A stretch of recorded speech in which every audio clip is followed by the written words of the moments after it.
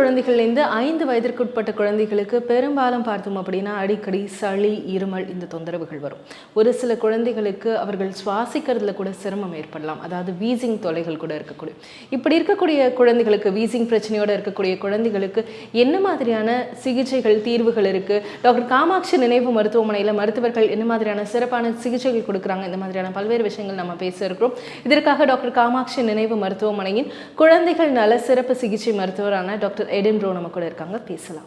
வணக்கம் டாக்டர். வணக்கம். பச்சிளம் குழந்தைகள்னு எடுத்துக்கிட்டோம் அப்படின்னா பொதுவாகவே பார்த்தோம் அப்படின்னா அவங்களுக்கு சளி, காய்ச்சல் அப்படின்றது ஏன் அடிக்கடி வருது? ஸோ ஸ்பெசிஃபிக்லி ஏன் சில்ட்ரன்ஸ்க்கு ஸ்பெசிஃபிக்லி மோர் தென் லெஸ் தி 5 இயர்ஸ்க்கு வீசிங் ரொம்ப ஜாஸ்தியாக இருக்குல்ல, சளி ஜாஸ்தியாக இருக்குன்னு பார்த்தீங்கன்னா பேபியோட ஏர்வேஸ், சுவாச குழாய் வந்து comparatively it will be smaller. So any form of cold and cough இல்லை ஏதோ ஒரு ஹைப்பர் ரெஸ்பான்ஸ், அதாவது ஒரு வீசிங் எபிசோட்ஸ் வந்து ஒரு அலர்ஜி ட்ரிகராக கூட இருக்கலாம். ஸோ இந்த மாதிரி ஒரு ட்ரிகர்ஸ் வந்துச்சு அப்படின்னா அந்த சுவாச குழாயில் ஒரு மைல்டு ஒரு வீக்கம் வரலாம். ஸோ அந்த மைல்டு வீக்கம் வரும்போது பாப்பாவோட ப்ரீத் பண்ணும்போது இந்த child when it's breath gushing of sound வந்து இருக்கும். ஸோ அந்த கஷிங் ஆஃப் சவுண்ட் தான் வந்து will call that as wheeze. So specifically பேபிஸ்க்கு ஏன் ஜாஸ்தியாக இருக்குது அப்படின்னா அந்த ஏர்வேயோட கேலிபர் சைஸ் வந்து சின்னதாக இருக்கனால அது ஒரு one of the reason. So once baby less then 5 years they are going to introduce in preschool. So அந்த மாதிரி டைமில் they will get exposed to lot of infections. So அதுவே one of the reason to have frequent episode of cold and cough. So இந்த மாதிரி gold and cough expose ஆனால் மட்டும்தான் வந்து they'll start gaining up lot of immunity. பொதுவாக இந்த மாதிரியான சளி, இருமல், ப்ரீதிங் ட்ரபிள்லாம் வரும்போது பெற்றோர்கள் வந்து ரொம்ப பதட்டம் ஆகிடுவாங்க, பயந்துடுவாங்க. அப்போது அந்த மாதிரியான சூழலை எப்படி அவங்க ஹேண்டில் பண்ணணும்? ஸோ ஸ்பெசிஃபிக்லி வீஸுங்கிறது ஒரு டிசீஸ் கிடையாது, வீஸுங்கிறது ஒரு சைன். ஸோ பாப்பா பேபிஸோட ப்ரீதிங் டிஃபிகல்ட்டி இருக்கும்போது ஒரு சவுண்டு தான் வந்து வீஸ். அதனால் வந்து ஒரு டிசீஸோ ஏதோ ப்ராப்ளம் வரப்போகிறதில்ல. ஸோ இந்த வீஸே வந்து இருக்கும்போது நியரஸ்ட் டாக்டர் போய் அப்ரோச் பண்ணி பார்க்குறது ரொம்ப நல்லது. ஸோ இது எல்லா பேபிஸ்க்கும் வரணும்னு கட்டாயம் கிடையாது. 50% ஆஃப் பேபிஸ்க்கு தான் அந்த மாதிரி வீசிங் எபிசோட்ஸ் வரும். ஸோ இந்த 50% பேபிஸ்க்கே வந்து ஏன் வீசிங் வருது அப்படின்னா 3 கிளாஸிஃபிகேஷன்ஸ் இருக்குது. ஸோ ஒன்று வந்து டிரான்சியன்ட் வீசர்னு சொல்லுவோம், நெக்ஸ்ட் வந்து பர்சிஸ்டன்ட், நெக்ஸ்ட் வந்து லேட் ஆன்செட் வீஸ். ஸோ இந்த டிரான்சியன்ட் வீஸ் அப்படின்னா பேபிஸ் வந்து less than 3 years at least 1 episode they will have of views. So இந்த பேபி வந்து 3 years கிராஸ் பண்ணிட்டாங்க அப்படின்னா யூஸ்வலி இந்த வீசிங் எபிசோட் வந்து they will overcome this problem. So அதுதான் டிரான்சியன்ட் வீசர். ஸோ இந்த டிரான்சியன்ட் வீசர் வந்து will not land up in lot of problem more than 3 years. So next what we see is persistent வீசர்னு சொல்லுவோம். இந்த persistent வீசர் வந்து less than 3 years they start wheezing. இந்த wheezing problem வரும், but they'll continue wheezing till 6 years at least. So next is late onset வீசர். So 3 and above they'll start wheezing and it might continue till 6 years. இப்போ இந்த மாதிரியான wheezing பிரச்சனைகள் வரக்கூடிய வாய்ப்பு இருக்குது அப்படின்னு சொல்லியிருக்கீங்க. அதில் நார்மல், அப்நார்மல் அப்படின்னு நம்ம சொல்ல முடியுமா? வீசிங்னால யூஸ்வலாக அப்நார்மல் தான். ஸோ அந்த அப்நார்மல் சவுண்ட் கேட்டாலே அது வந்து ஏதோ ஒரு ப்ராப்ளம்னால ஏர்வேஸில் ஏதோ பிரச்சனை வரனால தான் சவுண்டே வருது. ஸோ இது எதனால் வரலாம் அப்படின்னு பார்த்தீங்க அப்படின்னா நார்மல் கோல்ட் அண்ட் காஃப் பேபிஸ்க்கு வந்தாலே இந்த மாதிரி ஒரு அப்நார்மல் சவுண்ட்ஸ் வந்து வரதுக்கு வாய்ப்புகள் இருக்குது. ஸோ நெக்ஸ்ட்டு வந்து ஒரு ஹைப்போ அலர்ஜன், ஏதோ ஒரு அலர்ஜிக் ஸ்டிமுலேஷன்ஸ் இருந்தால் கூட இந்த மாதிரி சுவாச குழாயில் ஒரு விரிவாக்கம் இருக்கலாம். ஸோ அதனால் வர இந்த அப்நார்மல் சவுண்ட் வரதுக்கு வாய்ப்புகள் நிறையவே இருக்குது. ஸோ இந்த அலர்ஜிக்ஸ் எல்லாமே வந்து ஸ்டிமுலேஷன் நிறைய காரணங்கள் இருக்குது. ஸோ ஸ்பெசிஃபிக்காக பார்க்கும்போது சம் டஸ்ட் அலர்ஜி, ஸோ வீட்லேயே உள்ள ஏதாவது டஸ்ட் காஸ் பண்ணலாம். Sometimes because of smoke, so parental smoking இருக்கலாம், இல்லை வந்து வீட்டுக்குள்ளேயே வந்து some agarbattis can also introduce this type of problems. So next common is pets induced. So any hairy fluffy dogs, cats can also introduce this type of wheezing problem. So next pollens, இந்த கார்டன்லேருந்து வர போலன்ஸ்னால கூட வரது வாய்ப்பு இருக்குது. And there are literature showing that food induced wheezing is also common. Certain nuts can cause, certain fruits also can cause this wheezing episodes. இதில் family history இருக்குமா? அம்மாக்கோ அப்பாக்கோ ஆஸ்மா ட்ரபிள் இருக்குது அப்படின்னா குழந்தைக்கு வரக்கூடிய வாய்ப்பு. எக்ஸாக்ட்லி.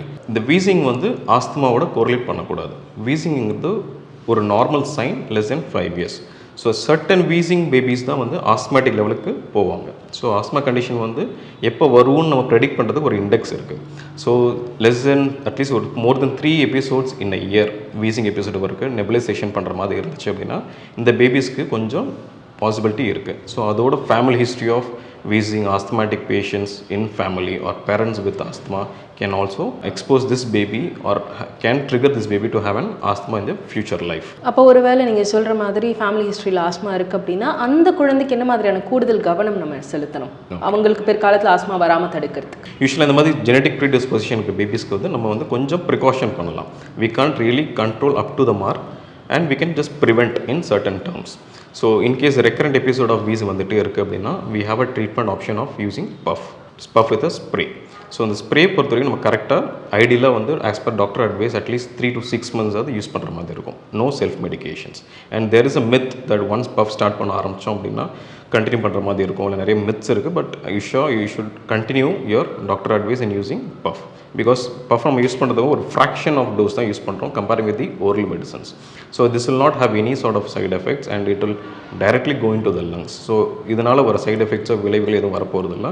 பட் அதனால் வர நன்மை தான் நிறைய ஜாஸ்தியாக இருக்கும். So in that way you have to continue using puff over period of 3 to 6 months.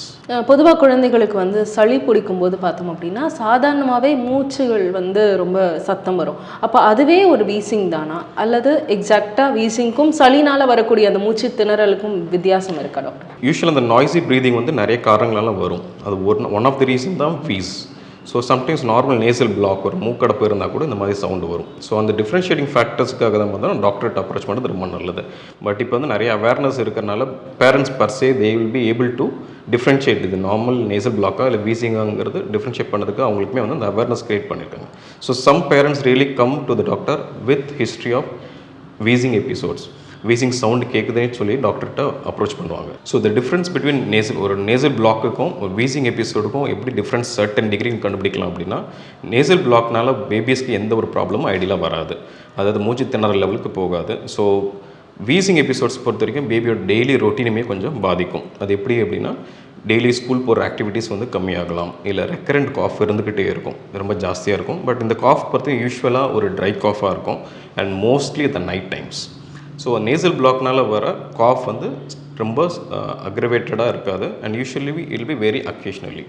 So next பார்த்திங்க அப்படின்னா வீசிங் இருந்துச்சு அப்படின்னா பேபியோட செஸ்ட் அண்ட் அப்டமன் மூவ்மெண்ட் வந்து கொஞ்சம் வேகமாகவே இருக்கும். கொஞ்சம் நெஞ்சு வந்து உள்வாங்கி வேகமாக மூச்சு விடுவாங்க. ஸோ இது வந்து சர்டன் டிகிரிக்கு நம்ம வந்து நார்மல் நேசல் பிளாக்குமே வீசியுமே கொஞ்சம் டிஃப்ரென்ஷியேட் பண்ணலாம். ஸோ இந்த மாதிரி ப்ரீதிங் டிஃபிகல்ட்டி கொஞ்சம் ஜாஸ்தியாக இருக்குது, பேபி ரொம்ப டல்லாகவே இருக்காங்க, இல்லை இன்ட்ராயிங் ரொம்ப செஸ்ட்டும் அப்டமனோட மூவ்மெண்ட் ரொம்ப ஜாஸ்தியாக இருக்குது அப்படின்னா வி சஸ்பெக்ட் வீஸ் அண்ட் அதனால் பேரண்ட்ஸ் வந்து டாக்டர்கிட்ட போய் காட்டுறது ரொம்ப நல்லது. பொதுவாகவே இந்த மாதிரியான விஷயங்கள் குழந்தைகளுக்கு அடிக்கடி ஏற்படுது அப்படின்னா அந்த மாதிரியான குழந்தைகளுக்கு டாக்டர் காமாட்சி நினைவு மருத்துவமனைக்கு வரும்போது என்ன மாதிரியான பரிசோதனைகள் டெஸ்ட் எல்லாம் இருக்குது பற்றி?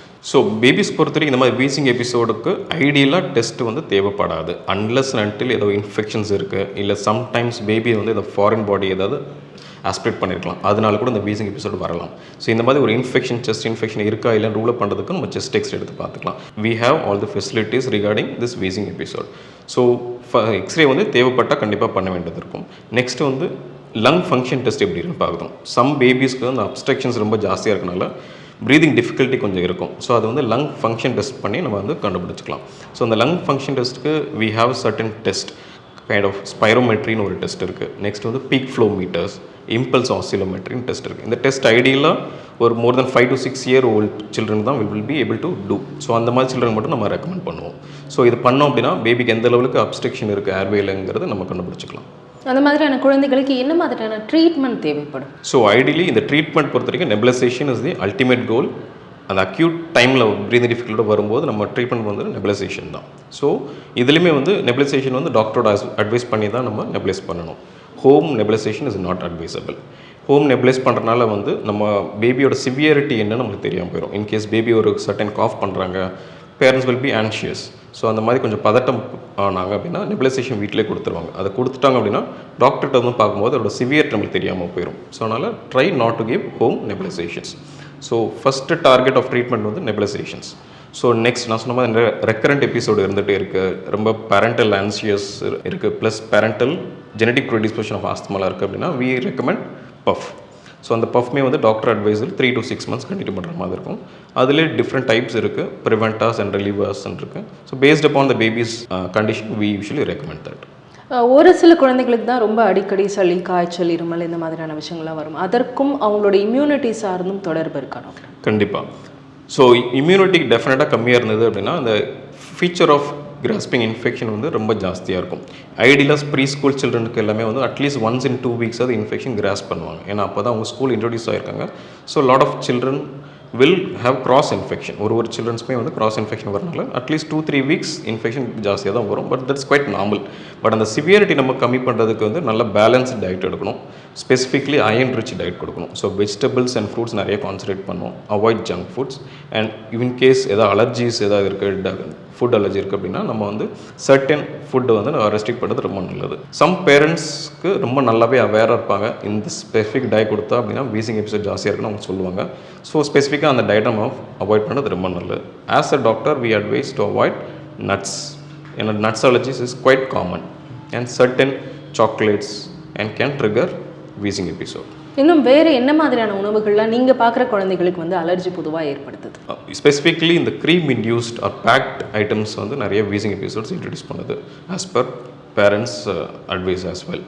அவங்களோட சஜஷனுமே அப்படி தான் இருக்குது. ஸோ நிறைய வந்து பேக்ட் ஐட்டம்ஸ் கொடுக்கும்போதோ இல்லை சாக்லேட்ஸ் இல்லை சம்டைம்ஸ் இந்த க்ரீமி பிஸ்கெட்ஸ் கொடுக்கும்போது கூட wheezing episode comparatively it's more. இந்த மாதிரியான நேரங்களில் அவங்களுக்கு என்ன மாதிரியான உணவுகள் வந்து சரியாக இருக்கும் டாக்டர்? அவங்களுக்கு வந்து இப்போ கஞ்சி அந்த மாதிரி கொடுக்கறது அப்படின்றது வந்து அட்வைஸ் பண்ணாலும் அவங்க அதை குடிக்க மாட்டாங்க அப்படின்ற சூழல் வரும்போது அவங்களுக்கான ஏற்ற ஃபுட் என்ன? யூஸ்வலாக ஃபுட் ஃபேட்ஸ் இருக்கும்போது பேபிஸோட சாய்ஸ்க்கு ஏற்ற மாதிரி நம்ம கொடுக்கணும். பட் அந்த presentation should be texture and presentation is important.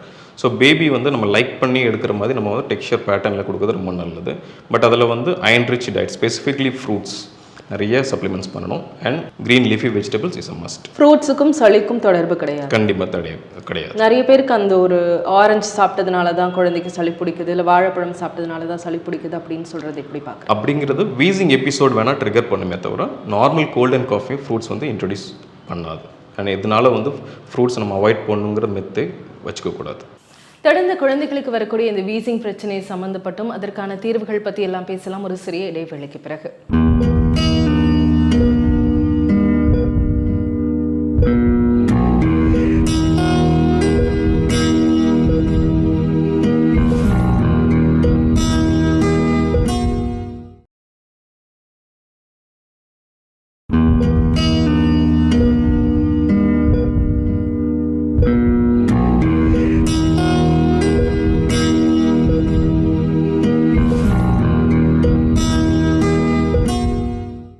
குழந்தைகளுக்கு வரக்கூடிய சுவாசம் சம்பந்தமான பிரச்சனைகள் பற்றி பேசிட்டு இருக்கோம். தொடர்ந்து பேசலாம். டாக்டர் காமாட்சி நினைவு மருத்துவமனையின் குழந்தைகள் நல சிறப்பு சிகிச்சை மருத்துவரான டாக்டர் எடின் ப்ரோ நம்ம கூட இருக்காங்க. டாக்டர், குழந்தைகளுக்கு இந்த மாதிரியான சளி, இருமல் இந்த மாதிரி நேரங்களில் சில பேர் காது வலி அப்படின்றது சொல்கிறாங்க. அப்போ காது வலி அப்படின்றது நம்ம கவனிக்க வேண்டிய ஒரு விஷயமா குழந்தைகள் அப்படி சொன்னாங்கன்னா? கண்டிப்பாக. இந்த கோல்ட் அண்ட் காஃப்னாலே வந்து இன்ஃபெக்ஷன்ஸ் கொஞ்சம் இயரில் ஸ்ப்ரெட் ஆகிடுது. இந்த மாதிரி இயர் இன்ஃபெக்ஷன் வரதுக்கு நிறைய வாய்ப்புகள் இருக்குது. And next one is weather also. Cold கிளைமேட்டில் இந்த மாதிரி ear infection is also common. But ஆனால் கோல்ட் அண்ட் காஃப் அன்ட்ரீட்டட் ஒரு செல்ஃப் மெடிக்கேஷன் எடுக்கிறனால ப்ராப்பராக மேனேஜ் பண்ணாதனால இந்த இன்ஃபெக்ஷன் வந்து இயரில் ஸ்ப்ரெட் ஆகிறதுக்கு நிறைய வாய்ப்புகள் இருக்குது. ஸோ இந்த மாதிரி இயர் இன்ஃபெக்ஷன் வந்துச்சு அப்படின்னா டெஃபினட்டாக டாக்டர் போய் பார்க்குறது ரொம்ப நல்லது. எந்த மாதிரியான தருணங்களில் குழந்தைகள் வந்து சரியாக இல்லை அப்படின்றத கவனித்து பெற்றோர் வந்து டாக்டர்கிட்ட கூப்பிட்டு வரும்? பேபிஸ் பொறுத்த வரைக்கும் டெய்லி ஆக்டிவிட்டிஸ் அவங்க கண்டினியூ பண்ணுவாங்க, ஆக்டிவாக இருப்பாங்க, ப்ளே பண்ணுவாங்க. அண்ட் அப்படைட் வந்து சம்டைம்ஸ் கொஞ்சம் ஹாப்பஸாடாக சாப்பிடுவாங்க, சாப்பிடாம இருப்பாங்க. That's okay. But any babies இன்ஆக்டிவாக இருக்காங்க, டல்லாகவே இருக்காங்க, இல்லை ரொம்ப நேரம் தூங்கிட்டே இருக்காங்க அப்படின்னா it's one of the warning sign. So அது எந்த காரணங்களாக கூட இருக்கலாம். பட் என்ன காரணம் கண்டுபிடிக்கிறதுக்கு முடிஞ்ச வரைக்கும் டாக்டரை போய் பார்க்கறது ரொம்ப நல்லது. நீங்கள் சொன்னீங்க சில பேர் வந்து சில சமயங்களில் சாப்பிட மாட்டாங்க அப்படின்னு. இந்த சாப்பாடு அப்படின்றது வந்து ஒரு பெரிய பிரச்சனையாகவே இருக்குது அப்படின்றத பார்க்க முடியும். அப்போது சரியாக சாப்பிடல அப்படின்னா அவங்களுக்கான ஒரு போர்ஷன் குறையும் போது அது வந்து அவங்களுடைய உடலுக்கு நல்லதா? ஐடியில் வந்து டாட்லர் ஏஜ் குரூப் வந்து இந்த preschool childrens is very common to have this problem. So இந்த மாதிரி பேபிஸ்க்கு நம்ம என்ன பண்ணோம் அப்படின்னா இம்பல்சிவாக ரொம்ப ஃபோர்ஸ் பண்ணி எந்த டயட்டுமே கொடுக்கக்கூடாது. முடிஞ்ச வரைக்கும் நம்ம we have certain techniques. Small feeds frequent டைமில் கொடுக்கணும். ஸோ ஒரு போர்ஷன் ஃபுல்லாத்தையும் பிரேக்ஃபாஸ்ட், லஞ்ச், டின்னர்னு ஸ்பெசிஃபிக் பண்ணாமல் கொஞ்சம் கொஞ்சமாக குவான்டிட்டிஸ் வந்து ஃப்ரீக்வெண்ட்டாக once in every 3 hours or 4 hours based upon the hungerness நம்ம வந்து ஃபீட் பண்ணணும். ஸோ நெக்ஸ்ட் வந்து ஃபிங்கர் ஃபுட்ஸ். ஸோ பேபிஸ்க்கு அவங்ககிட்டே கொடுத்து அவங்கள வந்து செல்ஃப் ஃபீட் பண்ணோம் அப்படின்னா தே வில் நோ எந்த லெவலுக்கு நம்ம சாப்பிடணும்னு அவங்களுக்கு தெரியும். ஸோ அதுக்கேற்ற மாதிரி நம்ம இம்பல்சிவாக ஃபோர்ஸ் பண்ணாமல் இருக்கோம் அப்படின்னா they will try to like the food basically. So நம்ம எந்த லெவலுக்கு ஃபோர்ஸ் பண்ணி ஃபீட் பண்ண ஆரம்பிச்சோமோ they will start disliking the act of eating. So சாப்பாடுனாலே ஒரு வெறுப்புன்னு ஒன்று வந்துடும், வேகமாக ஓட ஆரம்பிச்சிருவாங்க, சாப்பாடு பார்த்தாங்க, அந்த மாதிரி ஆக்டிவிட்டீஸ்லாம் வரும். ஸோ முடிஞ்ச வரைக்கும் ஆஸ் அ பேரண்ட் ஆன்ஷியஸ்னஸ் வந்து கொஞ்சம் கம்மி பண்ணிவிட்டு நம்ம முடிஞ்ச வரைக்கும் செல்ஃப் ஃபீடிங், இந்த ஸ்மால் ஃபீட்ஸ் ஃப்ரீக்வெண்ட் டைமில் கொஞ்சம் என்கரேஜ் பண்ணோம் அப்படின்னா இந்த ப்ராப்ளம் வந்து ஓவர் கம் பண்ணலாம். And the way of presentation. So கொடுத்த ஃபுட் மெட்டீரியல்ஸை மறுபடியும் ரிப்பீட் பண்ணக்கூடாது. ஸோ பேபி பொறுத்த வரைக்கும் ஒன்ஸ் நல்லா சாப்பிட்றாங்க அப்படின்னா மறுபடியும் நம்ம வந்து இதே கொடுத்துருக்கக்கூடாது. We have to give choices and the way of presentation, texture எல்லாமே வந்து ரொம்ப இம்பார்ட்டண்ட். அதே மாதிரி குழந்தைங்களுக்கான உணவு விஷயத்தில் பார்த்தோம் அப்படின்னா நிறைய பெற்றோர்கள் நிறைய கொடுக்கும் பட்சத்தில் குழந்தைகள் வெயிட் குண்டாக இருந்தால் தான் அந்த குழந்தை ஹெல்த்தியாக இருக்குது அப்படின்ற ஒரு இது இருக்கு இல்லையா, அதை எப்படி பார்க்குறேன்? அதுவுமே ஒரு மெத்து தான். ஸோ பேபியோட ஃபிசிக்கல் அப்பியரன்ஸ் வச்சு நம்ம எதுவுமே வந்து ஜட்ஜ் பண்ணக்கூடாது. பேபியோட பேராமீட்டர்ஸ் கண்டிப்பாக பார்க்கணும். ஹைட், வெயிட் எல்லாமே பார்த்தா தான் நம்ம பேபி வந்து நல்லா அப்ராப்ரியேட்டாக அந்த ஏஜுக்கு வெயிட் இருக்காங்களா, க்ரோத் நல்லா இருக்கான்னு நம்ம அசஸ் பண்ண முடியும். Some genetic predisposition are there, definitely கண்டிப்பாக கிடையாது. But certain degree parental leanness, thinness கூடவே வந்து பேபிஸ்க்கு கொஞ்சம் தின்னஸ் ஆர் அண்டர் வெயிட் மாதிரி ஒரு அப்பியரன்ஸ் வந்து காட்டலாம். ஸோ பட் பேபிஸ் பொறுத்த வரைக்கும் அவங்களோட portion of diet definitely they will take. அவங்களுக்கு ஹங்கர்னஸ் டெவலப் ஆச்சு அப்படின்னா without any compulsion they will self feed on their own. பொதுவாக இந்த மாதிரியான பச்சிளம் குழந்தைகள்லேருந்து 5 வயதுக்குட்பட்ட குழந்தைகள் வரைக்கும் என்ன மாதிரியான ட்ரபிள்ஸோட பெரும்பாலும் டாக்டர்ஸ் கிட்ட வராங்க? Usually feeding problems, usually food fads இருக்கும். They will start spitting out. இந்த 1 இயர்க்கு அபோவ் வர பேபிஸ் வந்து ரொம்ப ஜாஸ்தியாக ஸ்பிட் பண்ணுவாங்க. ஏன்னா அந்த ஏஜில் அது ரொம்ப common. So that is one of the reason. And ரெக்கரண்ட்டாக யூரினரி இன்ஃபெக்ஷன்ஸ் கூட ரொம்ப காமன் இந்த ஏஜ் குரூப்பில். அது ஏன் அப்படின்னா wearing diapers very often. So usually diapers is not advisable at home basically. In case rumba emergencies or certain conditions we advise. Okay. Next is recurrent upper respiratory tract infection, cold. இந்த gold வந்து ரொம்ப காமனாக வரும் இந்த preschool children's எல்லாமே. So இது வந்து usually வரிசம் கிடையாது. அன்லஸ் அன்டில் பேபிஸ் ரொம்ப சிவியராக இருக்குது, டாக்டர் பார்க்குற லெவலுக்கு ப்ரீதிங் டிஃபிகல்ட்டி இல்லை ரொம்ப ஹை கிரேட் ஃபீவர் இருந்துச்சு அப்படின்னா டெஃபினட்டாக நம்ம நியரஸ்ட் டாக்டர் கன்சல்ட் பண்ணுறது ரொம்ப நல்லது. இப்போ நீங்கள் கோல்டு பற்றி சொல்லும்போது ஒரு குழந்தைக்கு ரிப்பீட்டடாக மாதத்துக்கு ஒரு தடவை இல்லை மாதம் 2 தடவை கண்டிப்பாக கோல்டு வர மாதிரியான சூழல் வர்றது அப்படின்றது சரியானதா? யூஸ்வலி இதுக்காக நம்ம பயப்பட வேணாம். Okay, normal cold, viral cough or flu வந்து ஜென்ரலி வந்து ஒரு 5 to 7 days ஜென்ரலாகவே இருக்கும். If you are going to take medications or not. So ரொம்ப சிவியராக இருக்குது இல்லை ரொம்ப ஹை கிரேட் ஃபீவர் இருக்குது, பேபியோட டெய்லி ரொட்டீனுக்கு கண்டிப்பாக பாதிச்சது அப்படின்னா definitely you can consult the paediatrician and take medication based upon his advice. இன்றைக்கி இருக்கக்கூடிய சூழலில் பார்த்தோம் அப்படின்னா ஆன்டிபயோட்டிக்ஸ் வந்து இந்தியாவில் தான் அதிகமாக கொடுக்குறாங்க அப்படின்ற ஒரு விஷயத்தையும் சொல்கிறாங்க. ஆனால் ஆன்டிபயோட்டிக்ஸ் கொடுக்கக்கூடாது அப்படின்ற அந்த ஒரு விஷயத்த சொல்கிறாங்க. அப்போ குழந்தைகளுக்கான அந்த ஆன்டிபயோட்டிக்ஸ் இந்த மாதிரியான மருந்துகள் கொடுக்கறதுல என்ன மாதிரியான சூழல் இருக்குது? பேசிக்லி ரேஷனல் யூஸ் ஆஃப் ஆன்டிபயோட்டிக்ஸ்னு ஒன்று இருக்குது. ஸோ அதனால் அன்னெசரி ஆன்டிபயோட்டிக்ஸ் நம்ம யூஸ் பண்ணக்கூடாது. சர்டன் ப்ரோட்டோகால்ஸ் அண்ட் கைட்லைன்ஸ்லாம் இருக்குது. We usually strictly follow that. So normal cold and காஃப்க்கு we don't recommend any sort of antibiotics unless until ஏதோ ப்ராப்ளம் இருக்குது, லங்கில் ரொம்ப பிரச்சனை இருக்குது, இல்லை நிமோனியா மாதிரி இருந்தால் மட்டும்தான் நம்ம வந்து ஆன்டிபயோட்டிக்ஸை ப்ரிஃபர் பண்ணுவோம். ஸோ சர்டன் பேரண்ட்ஸ் வந்து ரொம்ப ஓவர் கான்ஷியஸாக இருக்கனால செல்ஃப் மெடிகேஷன்ஸ் பண்ண ஆரம்பிச்சிருவாங்க. அன்னெசரி ஆன்டிபயோட்டிக்ஸ் லாஸ்ட் ப்ரிஸ்கிரிப்ஷன்லேருந்து ப்ரிஸ்கிரைப் பண்ணது அதே மறுபடியும் ரெக்கரண்ட்டாக கோல்டு வருதுன்னு சொல்லி அதை கொடுப்பாங்க. அதெல்லாம் நம்ம அவாய்ட் பண்ணது ரொம்ப நல்லது. ஏன்னா ஆன்டிபயோட்டிக்ஸ் அன்னெசரி யூஸ் பண்ணால் ரெசிஸ்டன்ஸ் டெவலப் ஆயிரும். ஸோ நெக்ஸ்ட் ஏதாவது ப்ராப்ளம் வந்துச்சு அப்படின்னா அந்த ஆன்டிபயோட்டிக்ஸை will not act for that problem per se. இந்த மாதிரியான சளி, இருமல், வீசிங் குறிப்பாக அதை தடுப்பதற்கு தடுப்பூசி இருக்கணும். இது எல்லாமே காஸ் பண்ணுறது வந்து ஒரு வைரல் இன்ஃபெக்ஷன் அண்ட் ஒரு அலர்ஜி மட்டும்தான். ஸோ வைரல் இன்ஃபெக்ஷன் ரெக்கரண்ட்டாக வராமல் தடுக்கிறது வந்து நம்ம பேலன்ஸ்ட் டயட், ஆல்ரெடி சொன்ன மாதிரி ஒரு balance diet, iron rich diet, vitamin D சப்ளிமெண்ட்ஸில் கொஞ்சம் நிறைய எடுக்கிற மாதிரி இருக்கணும். விட்டமின் டி பேசிக்காக வந்து டயட் மாடிஃபிகேஷன் பண்ணாலே நம்மளுக்கு போதுமான அமௌண்ட் கிடைக்கும். இஃப் நாட் ரொம்ப டெஃபிஷியன்சி இருந்தால் மட்டும் நம்ம வந்து விட்டமின் டி சப்ளிமெண்ட் பண்ணுற மாதிரி இருக்கும். ஸோ அதனால் balance diet will avoid this type of recurrent urinary viral infection avoid பண்ணிக்கலாம். ஸோ சர்டன் ஃப்ளூ, இந்த ஸ்வைன் ஃப்ளூ நம்ம அவேர்னஸாக இருக்கும். ஸோ இந்த ஸ்வைன் ஃப்ளூமே சம்டைம்ஸ் இந்த மாதிரி ப்ராப்ளம்லாம் காஸ் பண்ணுறதுக்கு வாய்ப்பு இருக்குது. ஸோ அதை நம்ம அவாய்ட் பண்ணுறதுக்கு வி ஹேவ் வேக்சினேஷன். ஸோ அந்த ஸ்வைன் ஃப்ளூ வேக்சினேஷன் நம்ம யூஸ்வலாக மோர் தென் 6 months ஆஃப் ஏஜ்லேருந்து நம்ம ரெக்கமெண்ட் பண்ணுவோம். ஸோ இஃப் நாட் டன் நம்ம அந்த வேக்சின் போட்டு போகிறது ரொம்ப நல்லது. அண்ட் ஸ்பெசிஃபிக்லி இந்த ஸ்கூல் கோயிங் சில்ட்ரனுக்கு இந்த flu vaccine is really advisable. அப்புறம் இந்த மாதிரியான குழந்தைகளுக்கு சளி, காய்ச்சல், இருமெல்லாம் பொதுவாக குளிர்காலத்தில் இன்னும் அதிகமாக இருக்கும். அப்போ அதனை தடுக்கிறதற்கு, தவிர்ப்பதற்கு ஏதாவது வழிகள் இருக்குது? ஒரு சர்டன் டிகிரி வரைக்கும் நம்ம கண்டிப்பாக ப்ரிவெண்ட் பண்ணலாம். அதுக்கு என்னெல்லாம் நம்ம இதை அவாய்ட் பண்ணலாம் அப்படின்னா, முடிஞ்ச வரைக்கும் பேபிஸை வந்து நம்ம இந்த கோல்டு வெதரில் எக்ஸ்போஸ் ஆகாமல் இருக்கிறது ரொம்ப நல்லது. இந்த early morning times and late evening டைம்ஸில் வெளிக்கூட்டு போகாமல் இருக்கிறது ரொம்ப நல்லது. In case if you are going to get them out, முடிஞ்ச வரைக்கும் ஒரு இயர் மஃபோ ஒரு any sort of wisp of cotton also can be get. So இது மாதிரிலாம் வச்சோம் அப்படின்னா அந்த கோல்டு வெதர்லேருந்து நம்ம எக்ஸ்போஸ் பண்ணுறது கொஞ்சம் அவாய்ட் பண்ணலாம். அண்ட் இந்த மாதிரி ரெக்கரண்ட் வீசிங் எபிசோடு இருக்க பேபிஸ்க்கு யூஸ்வல் அந்த கோல்டு வெதரில் ஆஸ் பர் டாக்டர் அட்வைஸ்க்கு ஏற்ற மாதிரி நம்ம வந்து பஃப் வந்து கொஞ்சம் கண்டினியூ பண்ணுற மாதிரி இருக்கும். ஸோ அதனால் அந்த next recurrence of episode of வீஸை வந்து கொஞ்சம் சர்டன் டிகிரிக்கு நம்ம அவாய்ட் பண்ணலாம். ஓகே, அண்ட் சம்டைம்ஸ் இந்த கோல்டு ஐட்டம்ஸ் எடுக்கிறனால இல்லை கோல்டு ஏதோ எனி சார்ட் ஆஃப் ட்ரிங்க்ஸ் எடுக்கிறதுமே கொஞ்சம் ட்ரிகர் பண்ணுறது வாய்ப்பு இருக்குது இந்த வெதரில். ஸோ முடிஞ்ச வரைக்கும் அதுவுமே நம்ம அவாய்ட் பண்ணுறது ரொம்ப நல்லது. இந்த மாதிரியான கோல்டெல்லாம் வரும்போது எல்லாத்துக்குமே வைரல் இன்ஃபெக்ஷன் தான் காரணமாக இருக்குமா டாக்டர்? யூஸ்வலி 95% வந்து ஒரு நார்மல் வைரல் இன்ஃபெக்ஷன் தான் இந்த மாதிரி ஒரு ட்ரிகர்ஸ் கண்டிப்பாக பண்ணும். ஸோ அதனால் வந்து இந்த மாதிரி வைரல் இன்ஃபெக்ஷன்ஸ் இருக்குது அப்படின்னு சொல்லி நம்ம எதுவுமே பேனிக் ஆக வேணாம். பிகாஸ் இந்த வைரல் இன்ஃபெக்ஷன் ஒரு டே டு டே ஆக்டிவிட்டீஸ் அது யூஸ்வலாக பாதிக்காது. ஒரு நார்மல் கோல்டு மாதிரி ஒரு 5 to 7 days இருந்துட்டு it will disappear and wanes off. குழந்தைகள் அந்த மருந்து எடுக்கும்போது அதுலேருந்து அவங்க கம்ப்ளீட்டாக ரெக்கவர் ஆகிறதுக்கு எவ்வளவு நாட்கள் வந்து சாதாரண ஒரு நாட்கள் சரி? ஐடியலி 7 days, 5 to 7 days கண்டிப்பாக வந்து அந்த வைரல் ப்ரோக்ராம்ஸ் போகிறதுக்கே ஒரு 5 to 7 days ஆகும். சம்டைம்ஸ் அந்த போஸ்ட் வைரல் காஃப்னு சொல்லுவாங்க. இந்த காஃப் பொறுத்த வரைக்கும் சம்டைம்ஸ் 14 days வரைக்குமே லாஸ்ட் பண்ணும். பட் அது வந்து அக்கேஷனலாக தான் இருக்கும், பர்சிஸ்டண்ட்டாக இருக்காது அண்ட் அவங்களோட டெய்லி ரொட்டீன் வந்து பாதிக்காது. பொதுவாக இந்த மாதிரியான சூழல்களில் பார்த்தோம் அப்படின்னா குழந்தைகள் உடனடியாக வெயிட் லாஸ் ஆவாங்க.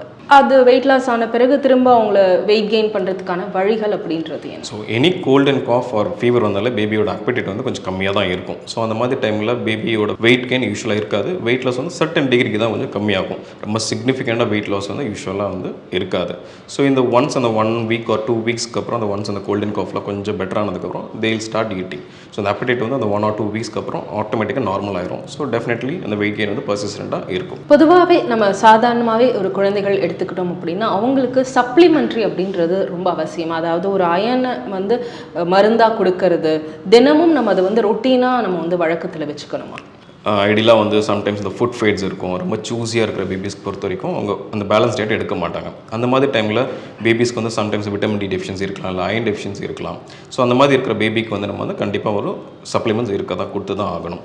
ஸோ அந்த மாதிரி டைமில் ஒரு நம்ம அயன் சிரப் கொடுக்கலாம், விட்டமின் டியோட சப்ளிமெண்ட்ஸ் தேவை இருந்தால் நம்ம சப்ளிமெண்ட் பண்ணலாம். ஸோ ஐடியலாக பேலன்ஸ் டயட் எடுக்கிற பேபிக்கு இந்த ஆர்டிஃபிஷியல் சப்ளிமெண்ட்ஸ் வந்து தேவைப்படாது. அவங்களுக்கு வந்து தேவைப்பட்டால் மட்டுமே இந்த மாதிரியான சப்ளிமெண்ட்ஸ் ஏதோ ஒரு சைன், ஒரு அயன் டெஃபிஷியன்சி சைன் ஏதாவது இருக்குது பேபிக்கு, இல்லை வந்து ரெக்கரண்டாக இன்ஃபெக்ஷன்ஸ் வருது, ஏன்னா விட்டமின் டி டெஃபிஷியன்சியில் கூட சம்டைம்ஸ் இந்த மாதிரி அப்பர் ரெஸ்பிரேட்டரி ட்ராக் இன்ஃபெக்ஷன் ரொம்ப காமன்.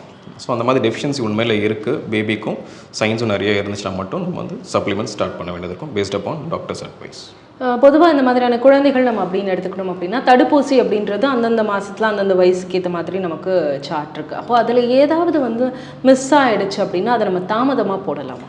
கண்டிப்பாக நம்ம வந்து கேட்சப் வேக்சினேஷன் ஸ்கெடியூலுமே ஒரு ஸ்கெடியூல் இருக்குது. ஸோ இந்த மாதிரி வீசிங் சில்ட்ரனுக்கு நம்ம வந்து சர்டன் இன்ஜெக்ஷன்ஸ் வந்து ரொம்ப காமனாக நம்ம போடணும். ஸோ அதில் ஒன்று வந்து நிமோகாக்கல் வேக்சின் சொல்லுவோம், அதாவது நிமோனியா இன்ஃபெக்ஷன்ஸ்லாம் வராமல் ப்ரிவென்ட் பண்ணுறது. ஸோ இந்த மாதிரி வேக்சின் வந்து இந்த மாதிரி வீசிங் சில்ட்ரனுக்கு ரொம்ப must. So in case certain babies வந்து 5 yearsக்குள்ளே இருக்காங்க, வீசிங் எபிசோட்ஸ் இருக்குது, இந்த pneumonia vaccine or flu vaccine இதெல்லாம் போடலை அப்படின்னு நம்ம போட்டுக்கிறது ரொம்ப நல்லது as per catch up vaccine schedule. Doctor, குழந்தைகள் நல மருத்துவராக நீங்கள் தொடர்ந்து நிறைய குழந்தைங்களை இத்தனை வருஷமாக பார்த்துட்டு இருக்கும்போது இந்த கொரோனா பீரியடுக்கு அப்புறம் முன்னாடி அப்படின்னு நம்ம பிரித்து பார்க்க முடியுமா? குழந்தைகள்கிட்ட ஏதாவது சிக்னிஃபிகண்ட் மாற்றங்கள் தெரியுதா? கண்டிப்பாக இருக்குது. பட் அந்த கோவிட்னால கிடையாது. நம்ம அந்த கோவிட் கர்ஃப்யூனால பேபிஸ் வந்து ஸ்கூல் போகாமல் இருக்கிறனால வந்து அவங்க இன்ஃபெக்ஷன் எக்ஸ்போஸ் ஆகலை. யூஸ்வலாக வந்து infection expose, normal viral infection expose ஆனால் தான் அந்த இம்யூனிட்டி வந்து கெயின் பண்ணுவாங்க. ஸோ இந்த 1 or 2 years அவங்க ஸ்கூல் போகாமல் இருக்கிறனால அவங்க இன்ஃபெக்ஷனும் கிராஸ் இன்ஃபெக்ஷன் எதுவும் ஆகாதனால இப்போ வந்து அவங்க ஸ்கூல் போக ஆரம்பிச்சிட்டாங்க. ஸோ அதனால் கிராஸ் இன்ஃபெக்ஷன் நிறையா இருக்கும். ஸோ இதனால் பேபிஸ் வந்து at least once in every 2 weeks infection cross பண்ணிட்டு தான் இருப்பாங்க. இது ரொம்ப normal. This is not correlated to கோவிட்னால இன்ஃபெக்ஷனால இந்த மாதிரி ரெக்கரண்ட் இன்ஃபெக்ஷன் கிடையாது. இப்போ தான் இன்ஃபெக்ஷன் எக்ஸ்போஸ் ஆகுறாங்க இந்த preschool and kindergartens. So இதனால் வர இன்ஃபெக்ஷன் வந்து ஒன்றும் பேனிக் ஆக வேண்டாம். அதான் நீங்கள் சொல்கிறதுலேருந்து 2 வாரத்துக்கு ஒரு முறை அவர்களுக்கு வந்து இந்த மாதிரியான சளியோ அல்லது இருமலோ வர்றது அப்படின்றது இயல்பு தான் அப்படின்றீங்க. அது அப்நார்மலாக இருக்கும் பட்சத்தில் நம்ம அதை வந்து எவாலுவேட் பண்ணி ட்ரீட் பண்ணணும். நிச்சயமாக இன்றைக்கி குழந்தைகள் சார்ந்து பல்வேறு விஷயங்கள், அதுலேயும் குறிப்பாக வீசிங் சார்ந்த பிரச்சனைகளுக்கு என்ன மாதிரியான தீர்வுகள் இருக்குது, டாக்டர் காமாட்சி நினைவு மருத்துவமனையில் என்ன மாதிரியான ஸ்பெஷலான பரிசோதனைகளும் ட்ரீட்மெண்ட்டும் கொடுக்கப்படுது, இந்த மாதிரியான பல்வேறு விஷயங்களை பகிர்ந்து கொண்டீங்க. மிக்க நன்றி டாக்டர்.